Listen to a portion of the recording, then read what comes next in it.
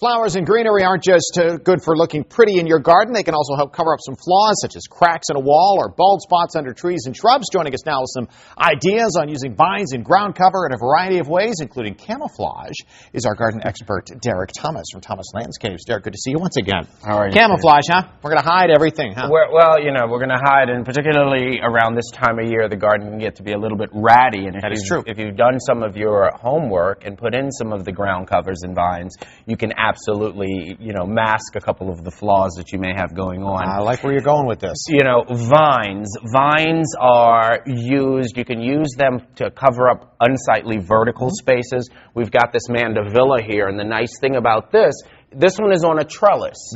Most of the times when people see these at this time of the year, they're completely covering the surface that they've been planted on, because they will grow up to 50 feet if you let them. So it's a great flower. It adds a pop of interest, but it also can cover up an unsightly neighbor's wall or a fence that you don't get around to replacing or what have you.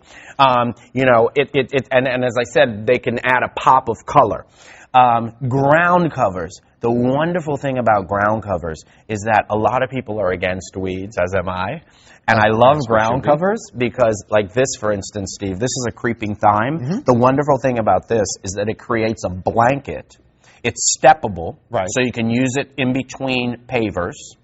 And it flowers in the early spring, but more importantly, weeds can't get through it. And does this grow quickly as well? Very quickly growing. Okay. The other thing, this wandering Jew here, fabulous hanging plant indoors. I love to use it outdoors. At the beginning of the season, this plant was only the size of this leaf. Is that right?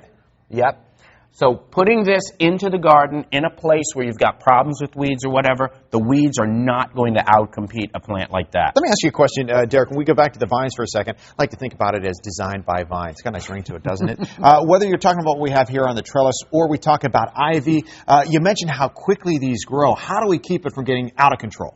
The big thing about ivy, you have to be the steward. You have to tell the ivy where to go. Ivy gets a really bad rap. I love ivy. It's drought tolerant. It's disease resistant. When you put in ivy, make sure that you're putting it in a place where you've got a secure wall or a secure fence, and make sure that you're going to take care of doing the proper pruning.